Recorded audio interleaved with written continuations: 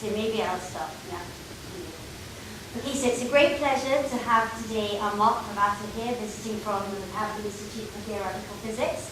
So Mark did his PhD at Cornell with Yana Flanagan on a variety of topics ranging from the radiation recoil kick of binary black holes as well as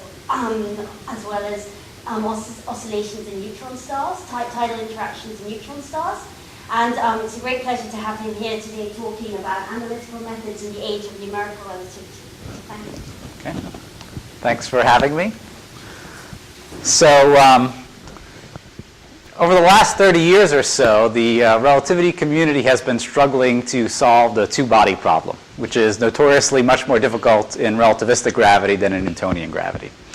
And one of the main goals of this field was to model the in-spiral and coalescence of two black holes and follow them until they merge. And basically, people worked on this for 30 years, and there was very little progress. So most of the progress in the subject was using analytical methods, so the Post-Newtonian theory and black hole perturbation theory, which I'll describe. But then in 2005 and 2006, there was suddenly this great success, and the numerical relativists were able to evolve black holes of any mass ratio, of any spin configuration, and this was this really big breakthrough in the field. So the question I sort of want to address is, so what are the poor analytical people supposed to do now that there's these wonderful numerical simulations? What's there left for on the analytical side? So I'll talk about a few topics, and I'll focus for the middle part of the talk on some recent work I've done on the gravitational wave memory effect. But first, let me just give it an overview. And I should also mention that I was being a little unfair in the previous picture. So they're not just using these old computers. They're using supercomputers to do all these numerical simulations. So just to give some motivation behind this subject, the reason why we want to solve the two-body problem in general relativity is because we're building these gravitational wave detectors to detect the waves emitted from these systems. And in order to detect these waves, we need to have a very accurate template of what the waveforms look like. So this is where solving the Einstein equations comes into play. So if we detect these gravitational waves, what do we hope to learn? So there's various classes of sources that we could potentially detect with different gravitational wave detectors. So for the class of compact binaries, there's roughly 3 different classes. And there's various interesting astrophysical questions that we can gain from these different sources. So the first class are stellar mass compact binaries. So these are white dwarfs, neutron stars, or black holes, where both objects are one of these compact objects. And so the types of scientific questions we can hope to learn, we can try to determine the rates at which these objects merge and learn about how stellar evolution works in binaries. We could probe the central engines of gamma ray bursts, which for some models for short gamma ray bursts are thought to be caused by the merger of binary neutron stars. We could attempt to study the equation of state at nuclear matter at ultra high densities. And we could try to test the validity of general relativity in the highly dynamical strong field regime, and maybe test alternative theories of gravity. So these are all sources which would be detectable by LIGO and other ground-based gravitational wave detectors. For space-based detectors, we can detect another 2 classes of binary sources, supermassive black hole binaries, so 2 supermassive black holes. And by studying the gravitational waves from these systems, we could learn about the masses and spins of these black holes and determine how they got their masses and spin through mergers or through accretion of gas. We could attempt to probe general relativity with very high precision, since these sources will have very high signal-to-noise ratios. We could study the radiation recoil effect, which is when a black hole gets ejected from its galaxy or globular cluster due to the anisotropic emission of gravitational radiation, which carries away linear momentum.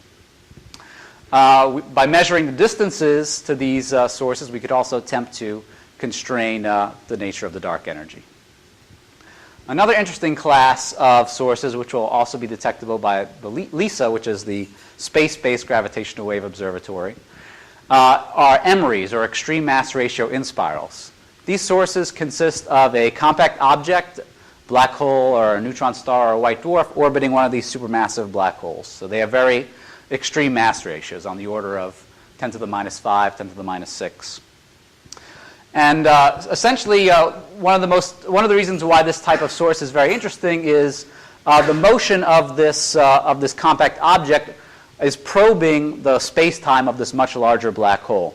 And by analyzing the waves produced in the system, the waves encode a map of the space-time geometry. So the hope is that we'll learn something about the nature of the black hole solution as to whether it really is the black hole satisfied by Einstein's equations or some other object.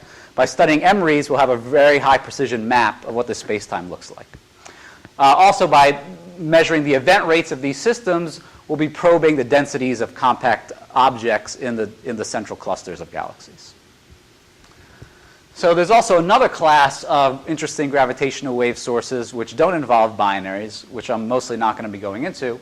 But just to briefly mention them, they include things like supernovas, supernova explosions, and neutron stars that have mountains on them when they're rapidly rotating. These bumps in these neutron stars also can emit gravitational waves, which are potentially detectable with the ground-based gravitational wave observatories.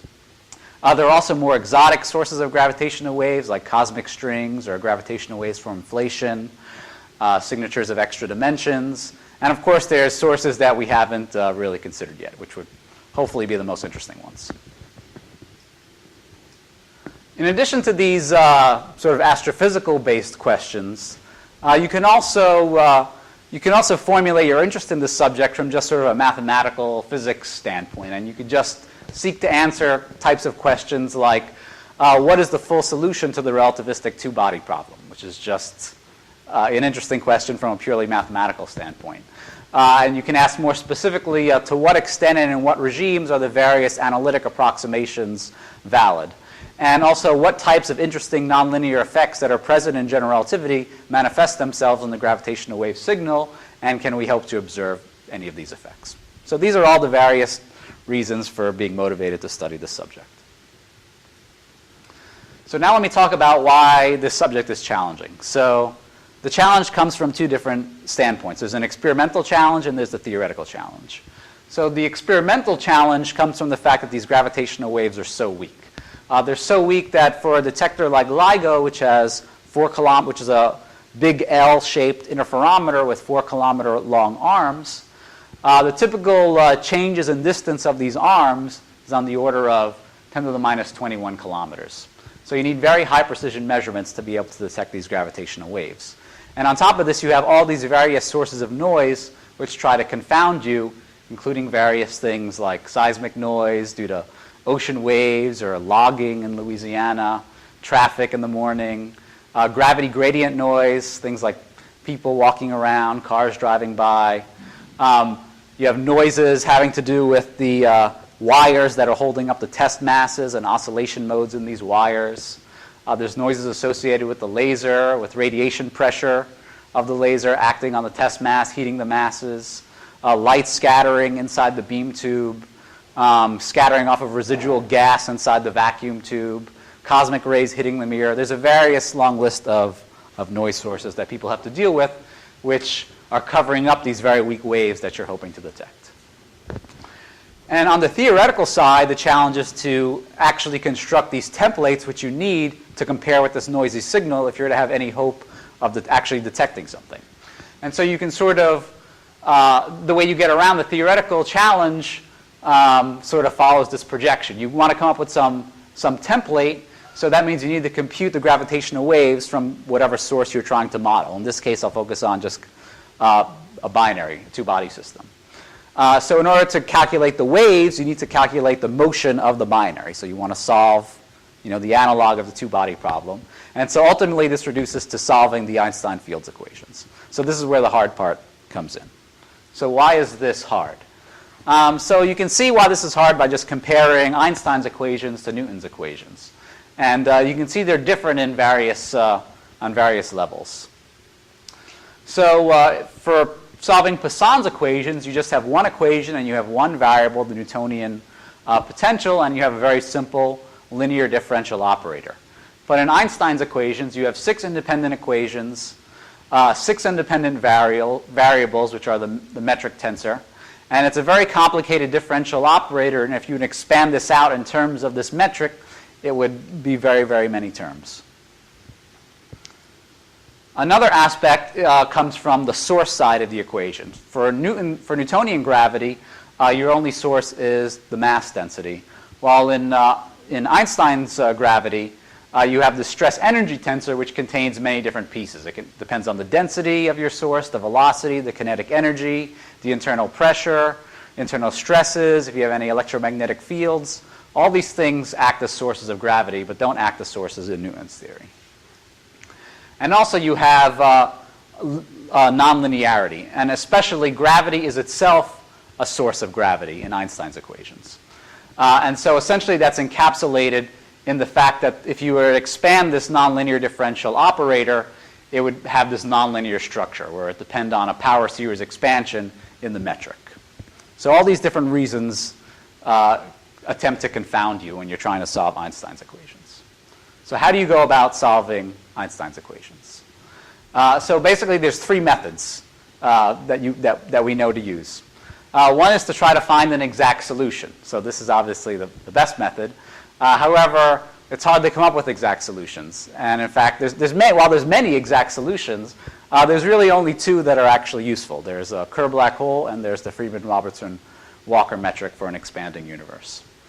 The other approach is to do a perturbation expansion, which is the other technique that you commonly apply when you try to solve any kind of differential equation. Basically, you expand about some exact solution in some small quantity. And there's essentially 2 commonly used approaches for the two-body problem. One is post-Newtonian theory, which basically involves expanding about flat space-time.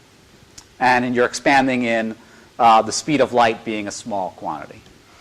The other commonly used perturbative approach is black hole perturbation theory, where instead of flat space as your exact solution, you're taking the Kerr metric or the Schwarzschild metric as your exact solution and perturbing in the mass ratio of the second object. The third approach is numerical relativity, where you try to solve Einstein's equations exactly on the computer.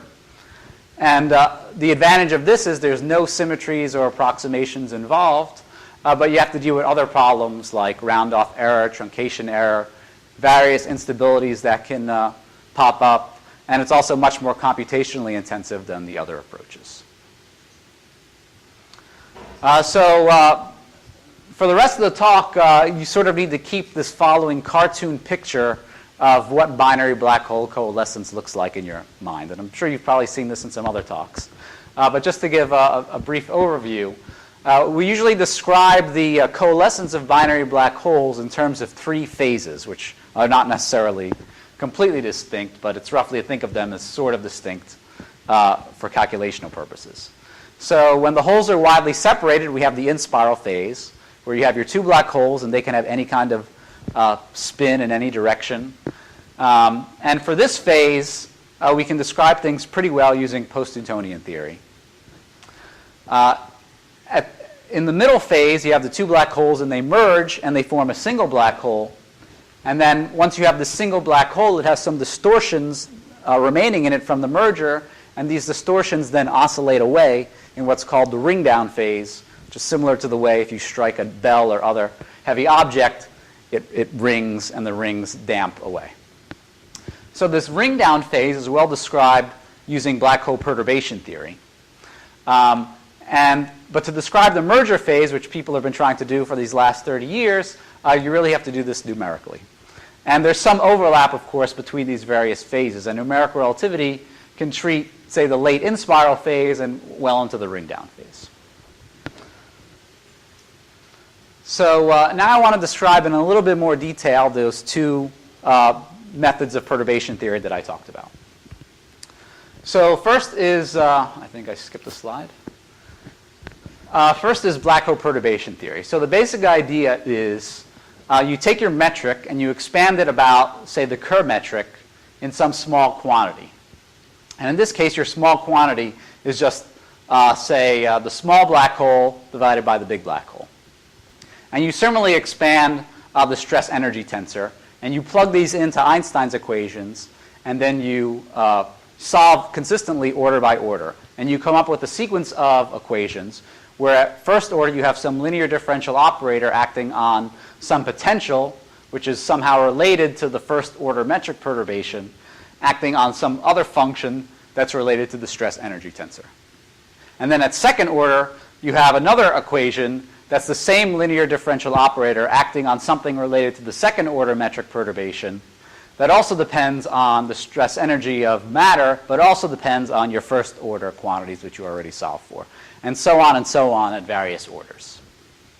So the usefulness of this is that essentially so far it's been used to study two various aspects of the binary black hole problem. It's been used to study this ring down, which I talked about, and it's also been used to study the gravitational waves coming from a point particle orbiting the black hole. So for example, this EMRI, extreme mass ratio inspiral source that I discussed earlier, the standard approach for describing those is using black hole perturbation theory.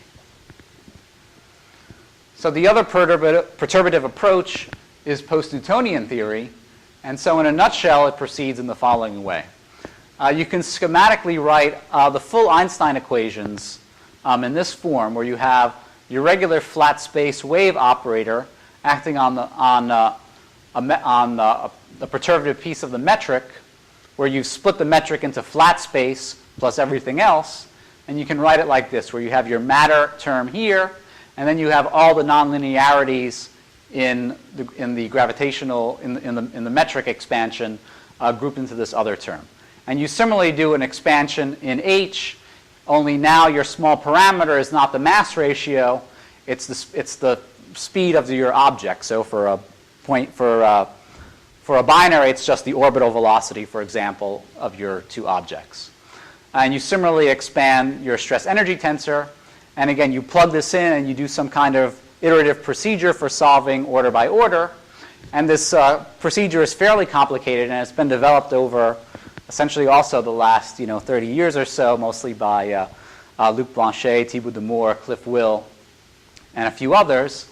And your end result is you get your metric, Hij, expanded in a sum of mass and current multipole moments, similar to what you have in electromagnetism. And these multipole moments are themselves related to some integrals over your source. And so just to give an example of what the end result of this post-Newtonian formalism looks like, if you write down the equations of motion for 2 point masses in the center of mass frame, they look something like this. So if you just ignore this part, this is just the regular Newtonian gravity formula that you all learned in kindergarten. And what post-Newtonian theory tells you is what these various correction terms are, which depend on which are related to these quantities, which are the separation between the two masses, the vector joining the two masses, and the relative orbital velocity. And so if you write out what this A looks like, it's this very complicated looking expression that depends on the relative velocities and the mass ratio. And so this is the thing that's been developed over the last 30 years or so, and I think Samaya actually contributed some piece of this down here, I believe. So this is one of the main results of what this whole perturbation theory from the post-Newtonian side comes up with. The other important result, which I'll talk about throughout the rest of the talk, and I want to introduce some notation, especially in this slide, and that's what the gravitational waveforms that post-Newtonian theory actually produce, what they look like. So just to introduce this notation, usually you write the gravitational wave field in terms of two polarizations, the plus and cross polarizations. And it's convenient to expand them on the basis of spin-weighted spherical harmonics. And so essentially this is a way of factoring out all the angular dependencies. So you only deal with these HLM modes, which essentially are what you're computing in post-Newtonian theory.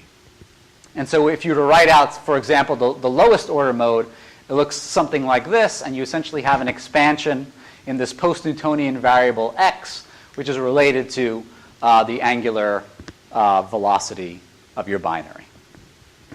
So this expansion is now known to 3pn order in the amplitude and to 3.5 pn post-Newtonian order in the phase, and this is what the phase expansion looks like. So this is sort of the state of the art of where this field is in terms of computing these expansions. And of course, there's many other of these modes that are computed besides the 2-2 mode. Yeah. So there's this other method of computing the Post-Newtonian approximation, this effective field theory approach. Yes. Is there like a simple summary of what one can do that the other cannot, or is there anything? I mean, It's not clear that one can do something more than the other cannot. I think it's more an alternative way of computing, this Post-Newtonian, these Post-Newtonian series. There's some claims that, or I've heard claims that perhaps this effective field theory approach can do things easier in a more systematic way, but that's not at all clear that that's the case. What are the degrees of freedom in this effective field theory? Honestly, I don't know a whole lot about it, so I'm probably not the best person to ask. I think the idea is that they break the gravitational field into a sort of the wave. There's a bit that oscillates on time. I think the idea is that you use there are multiple scales in the problem. There's the scale of the black hole itself, and there's the time scale and the curve that takes place, and then the length scale of the waves. Sorry. There's a scale of the black hole itself. There's a separation between the two guys, and then the scale of the waves. And then similarly, break the gravitational field and stress energy tensor into bits with these corresponding length scales.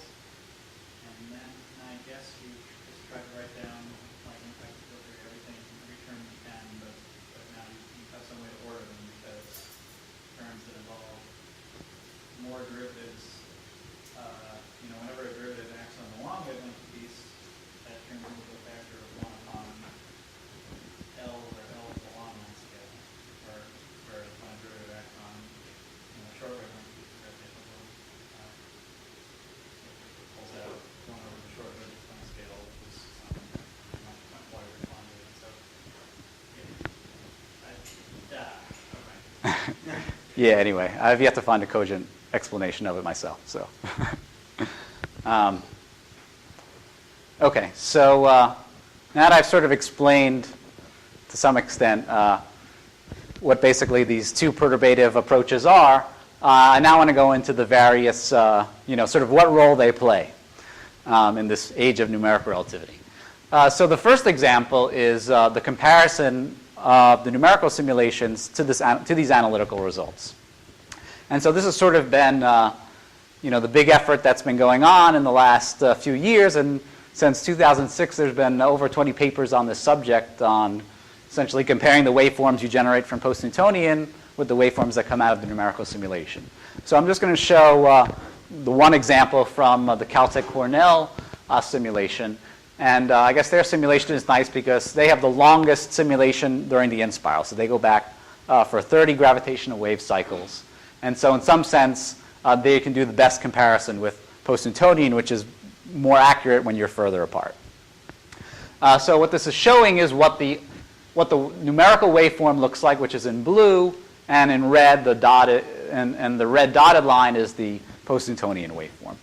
And you can do various ways of comparing them and use various modifications as to how exactly you write the Post-Newtonian waveform. But essentially, the punchline is that the agreement is pretty good during this inspiral phase. And to give you some numbers, the phase errors are as good as around 0.05 radians over the 30 cycles of the simulation, and the amplitude errors are accurate to within a few percent. Okay, so basically, PN seems to work pretty well, agrees well with the numerical relativity simulations, which gives us a lot of confidence that the numerical simulations are simulating the right thing. They're simulating something which really is, an accurate solution of two binary black holes. So another interesting approach, which is related to this. Okay, yeah, question.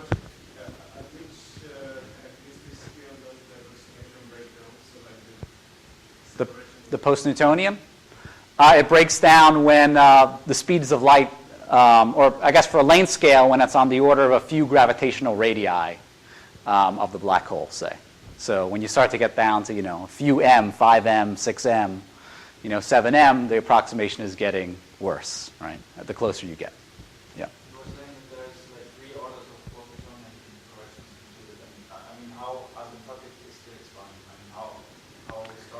How well is it converging? How does it improve, really, to include these three orders compared to one? So it doesn't. So for the equal mass case, the convergence is much better than the non-equal mass case. It's hard. It doesn't seem to be converging really well, but at 3pn and 3.5pn, it seems to be doing okay. I mean, I don't remember exactly a way to quantify it exactly, but going to 3pn seems to be important relative to, say, 1pn or 2pn. So it seems to be converging, but it's not clear how well it's converging in a technical sense. I don't know if that answers your question well enough. Okay. Way outside where the effect is pretty small, is it really messy there? When you say it's converging or not converging? Oh yeah, I mean, yeah, it depends on where. It depends on what separation you look at. You're saying, right?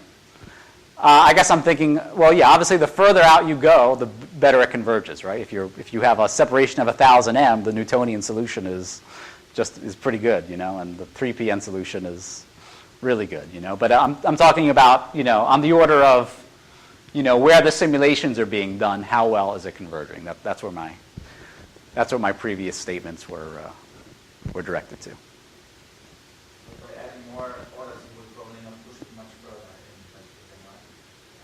I mean, can you go further in? Yeah. I mean, the more orders, the further in you go, right? I mean, it's hard to say, you know. You had sort of a quantitative question as to exactly how far in you go. Well, like that's not clear, right? If it is a finite radius of convergence because there's some, you know, some pole somewhere in the other direction, it could be that you've got a hard limit of radius of convergence that's 4n, for example, maybe this 120 further. Oh yeah, that's possible. That's possible. So I'm going to discuss another method that attempts to sort of extend how well you can push post-Newtonian stuff in a second. So this other approach is the effective one-body method.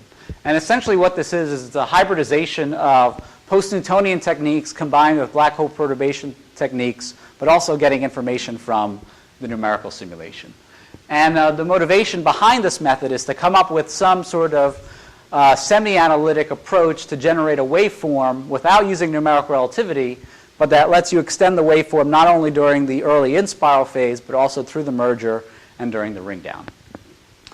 And essentially, this approach contains three different pieces. It contains what you might call a post-Newtonian piece, and that piece is essentially a way of extending the two-body dynamics into this non-adiabatic approach. So in the regular post-Newtonian description, you're essentially making an adiabatic approximation. So you're assuming that the radiation reaction time scale is much longer than the orbital time scale.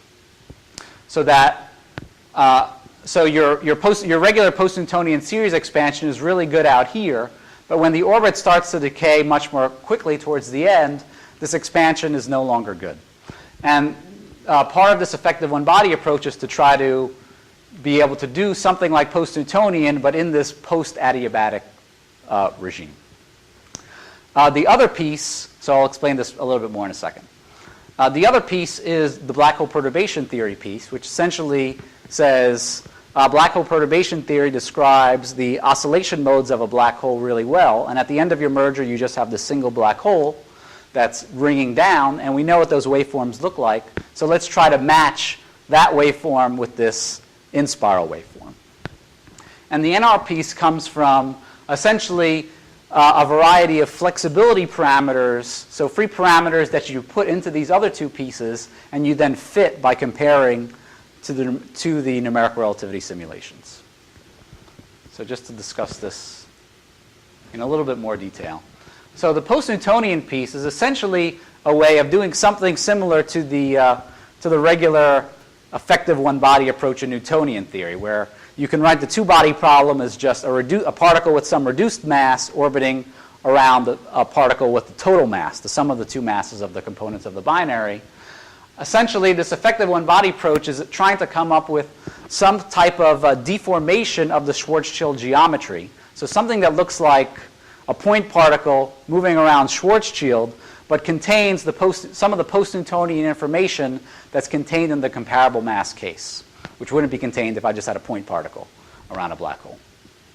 And so the basic idea is you write down some kind of effective metric which looks like the Schwarzschild metric at leading order, but also contains an additional series expansion in your post-Newtonian parameter. Essentially, the mass divided by the radius is equivalent to the velocity squared.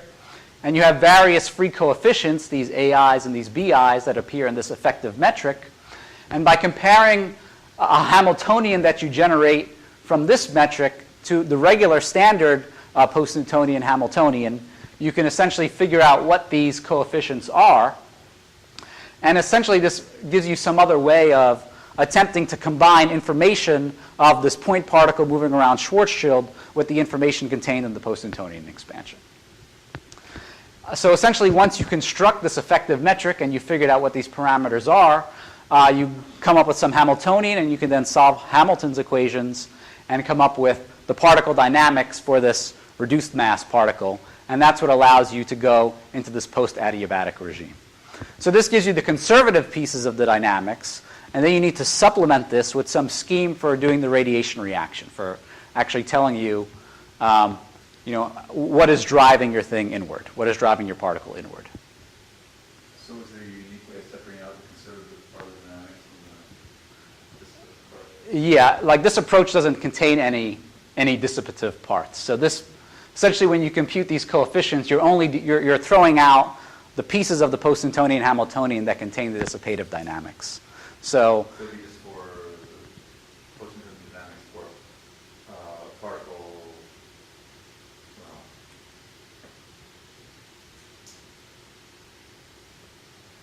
but it's not a fixed orbit. So what do you mean? Okay. Okay, skip this. Okay, so essentially, once you've constructed the system of equations, the next part is to come up with your waveform that you want to generate. So essentially, the idea is you use something that looks like a waveform similar to what you have in regular post-Newtonian theory, but you're plugging in the dynamics, not your regular post-Newtonian dynamics, but this effective one-body dynamics into that waveform, and you supplement that waveform with some other terms which partly contain these extra coefficients that you can fiddle. And so you basically compare this waveform that you come up with the numerical simulations, and various pieces that go into this, various coefficients, let you match to the numerical waveform really well.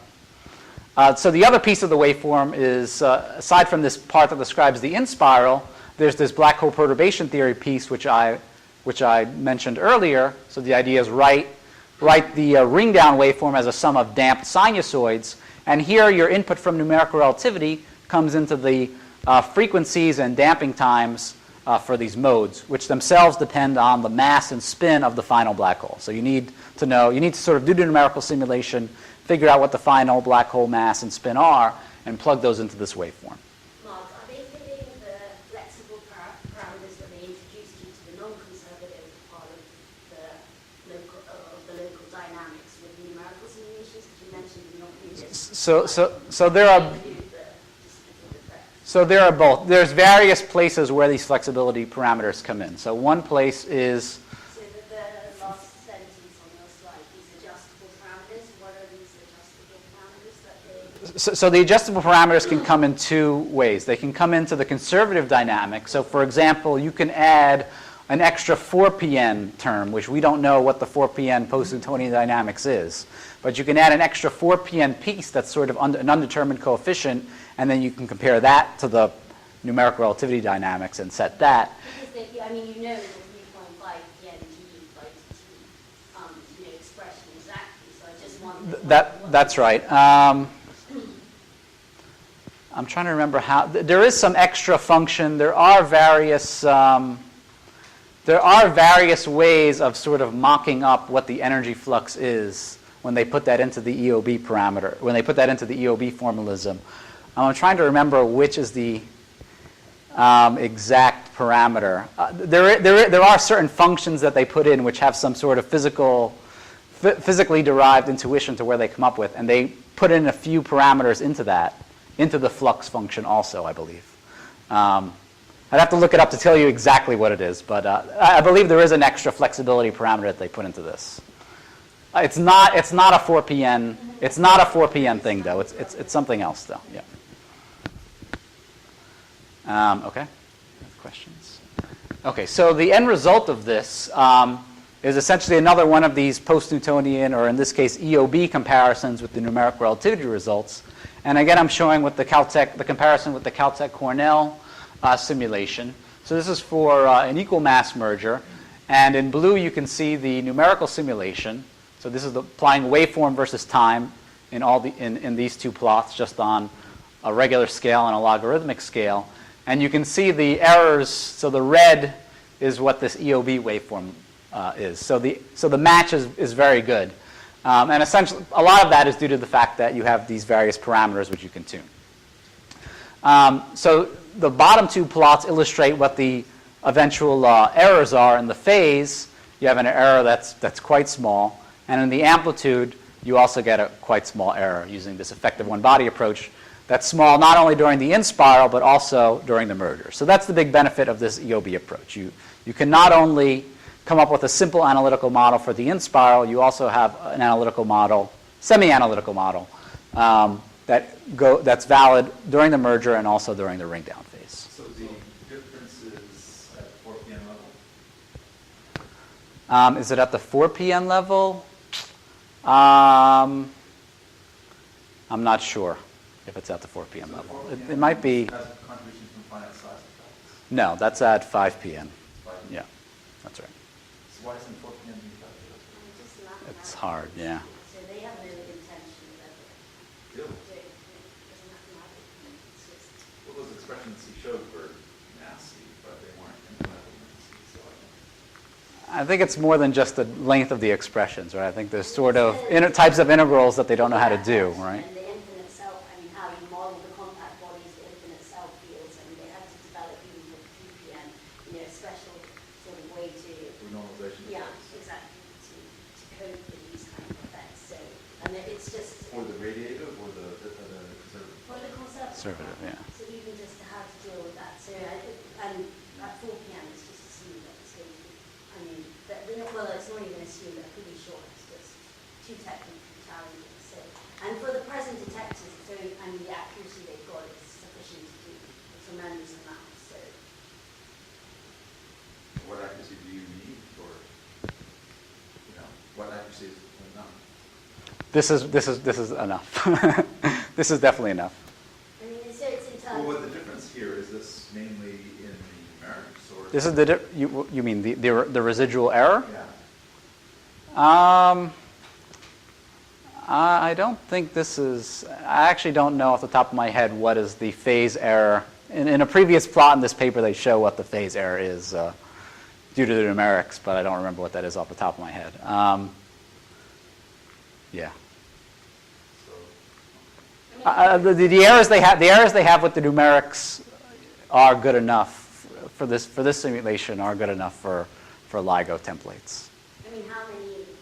How Certainly for detecting the things, yeah. Right. So these flexibility parameters, they are probably functions of the initial conditions, right? Or Functions of the initial I mean, the thing is, condition? I don't. When you are calibrating them, you're sort of comparing with one particular case, which you ran your numerical simulation, and you get your flexibility parameters, which are describing that case. That's right. So I'm asking, how strong is the predictive power really for another case? Oh, they've looked at that a little bit, and so a lot of times what they do is the flexibility parameter ends up being a function of, say, the mass ratio, your parameter that's being tuned, and most of the work has really just been focused on the equal mass case. So, for example, this is. It sort of depends on which parameter. Some parameters seem to fit well for various cases, and others you need to change them depending on which mass ratio you're using. So it depends on. It depends on the parameter. It's in some sense, it's not really a fit. I mean, it's just a fit, another way to fit these curves. Or at some level, but not completely. There is some physical some physics that goes into how they write in these parameters, but some of it is, for example, if you were just doing fits, you would probably need a lot more parameters than they have. If you were just trying to fit something. So there is they are trying to capture some of the actual dynamics in the way they add in these extra functions and parameters that appear in these functions. Yeah, but still, how far can you go away from the case where you calibrated? I don't think that's really known yet. That's not really known very well yet. That's what basically people are doing now. And there's just been a little bit of work of doing mass ratios a little bit further away from equal mass, but that's about it.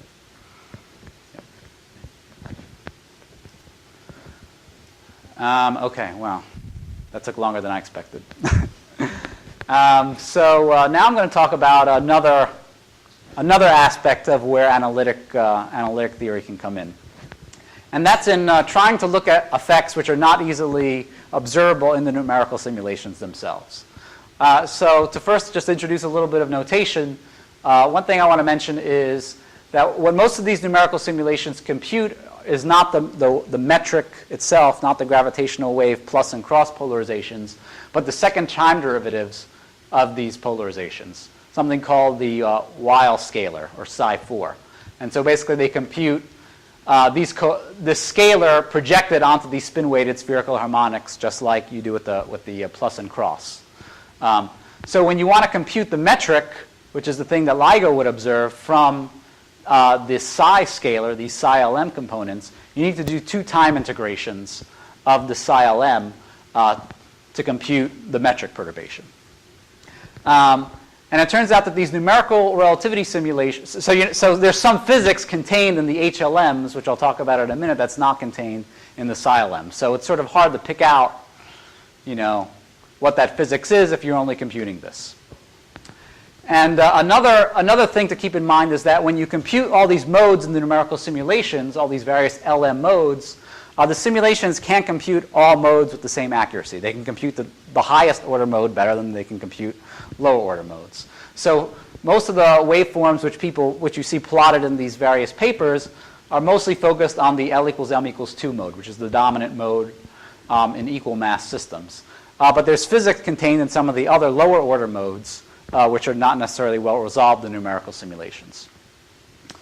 So it would be interesting to see if there's some interesting nonlinear effects present in these modes. So one of these effects which I'll talk about is the gravitational wave memory effect. So what is this memory effect? So usually when you think about a gravitational wave, you think of something which is oscillating and starts off at really early times with some small amplitude that's oscillating about 0. And so, for example, in a binary black hole merger, this oscillation grows, and then you have the merger, and then you damp down in this quasi-normal ringing back to 0 amplitude.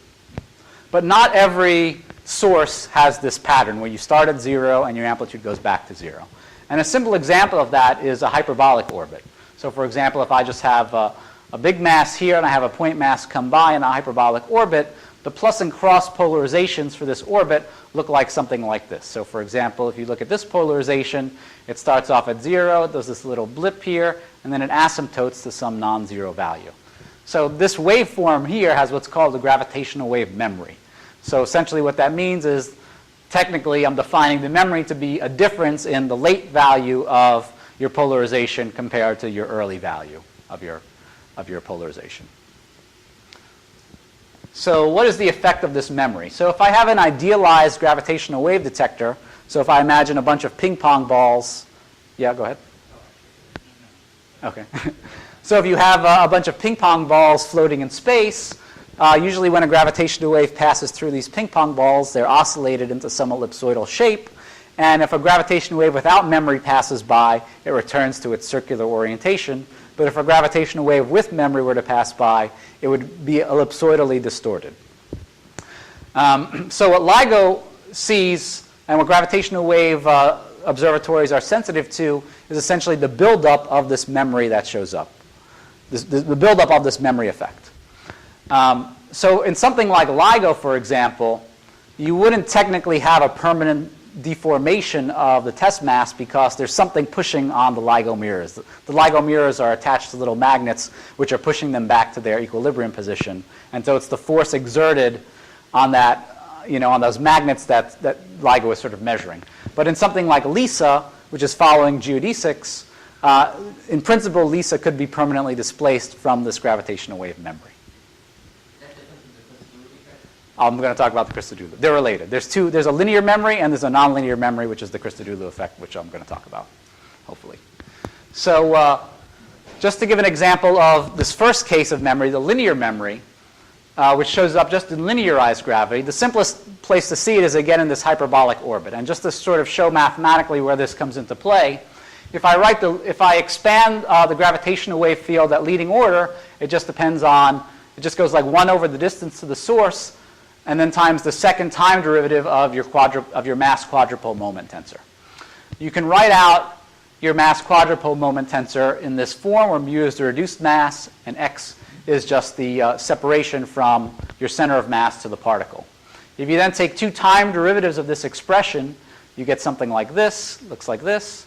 And if you then plug in the Newtonian equation of motion, in this you get, this equation reduces to this equation. And you can see if I have a hyperbolic orbit, at late and early times, this term drops off like 1 over r, but this term is going to asymptote to whatever your velocity at infinity is. So essentially, your memory in this hyperbolic case is coming from this term, from the fact that the incoming velocity, the components when the particle is incoming are different from the components when they're outgoing in the hyperbolic case. So this difference in the orientation of the system, the fact that the velocity is changing in one direction and then coming out in the other, causes this memory in the hyperbolic scattering case. So just as would be the case for the vector potential of a charged particle. That's right. So I think in the electromagnetic case, you would have something similar with the time derivative of the electric dipole. So Del- That's right. But again, it wouldn't show up in your electric field or your radiated power, but since gravitational waves are measuring the metric directly, you could potentially see this effect. Right? So this linear memory effect also shows up in various other scenarios. So for example, there's the unbound scattering hyperbolic orbit case I just mentioned, which Michael Turner came up with a long time ago. But also if I have a binary that becomes unbound due to mass loss, or if I have anisotropic neutrino emission and a supernova explosion, or just the asymmetric emission of matter in the explosion, or a gamma ray burst jet, all these kinds of things would create this type of memory effect. And so as an example, this is an old supernova core collapse simulation by Burrows and Hayes. And if you look at the gravitational wave field that they compute the contribution due to the matter that's thrown out and also the anisotropically emitted neutrinos, and you can see it also has this memory where it doesn't go back to 0 at late times. It trails off to some other value. So there's various places where you see this linear memory effect. So in a binary black hole merger, you don't have a linear memory. You have something called the Christodoulou memory. So the way that shows up is instead of having your oscillating waveform that goes back to 0, instead of damping to 0, you damp to some other value. So let me talk about where this shows up. So essentially, this is one of these things that comes from the gravity of gravity. So if you write down Einstein's equations like this, there's a piece. So I have your flat space metric operator, and then your matter piece, and then all the nonlinear terms here. So your Landau-Lifshitz pseudotensor, all this stuff. So there's some piece of this nonlinear part that looks like a stress energy tensor for the gravitational wave. So this is something which in textbooks is referred to the Isaacson stress energy tensor. So it's related to the flux of gravitational wave energy. So when you go through the formalism of relating your gravitational wave field to your multipole moments, there's some piece of, say, your quadrupole moment that depends on just what your matter source is doing, but there's also a contribution to the quadrupole moment that comes from what the gravitational wave field is doing. Essentially the radiated gravitons themselves have some contribution to the quadrupole moment. And that ends up affecting the gravitational wave field, and the scaling of that is essentially the radiated gravitational wave energy divided by your distance to the source. And this thing has a slowly, and rather than being oscillatory, it's this slowly growing piece that builds up as I radiate gravitational wave energy. And another way of viewing this is instead of thinking in terms of gravitational waves, you can think of it similar to if I have a supernova emitting neutrinos or ejecting mass, except instead of neutrinos or mass particles, I have radiated gravitons which I'm ejecting. So you can sort of think of an analogy with the linear memory if I think in terms of just the individual gravitons as being the things that are radiated. So why is this effect interesting? So it's sort of a unique, there's many nonlinear effects in general relativity, but this one is sort of unique for a few reasons. First of all, it only shows up in the plus polarization in the standard way of writing, in the standard conventional choices for the polarization tensors. Also, it's a non-oscillatory piece. All the other nonlinear effects tend to be oscillatory in the amplitude, but this is clearly a very visually distinct effect in the waveform. You see this thing that asymptotes to some non-zero value. It would be hard to pick out another type of nonlinear effect just by looking at the waveform, but for this memory, you can physically see what it is just by looking at the waveform.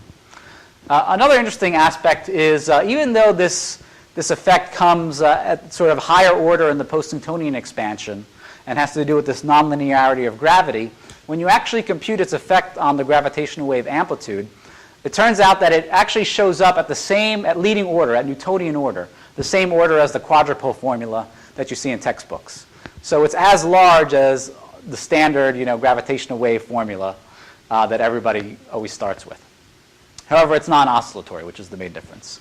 Also, this effect is hereditary, which means it depends on the entire past history of what the source is doing. So you need to not only know what the configuration of your binary is at a single instant, you sort of need to have some knowledge of what the orbital motion of the binary looked like all the way backwards in time to calculate this effect accurately.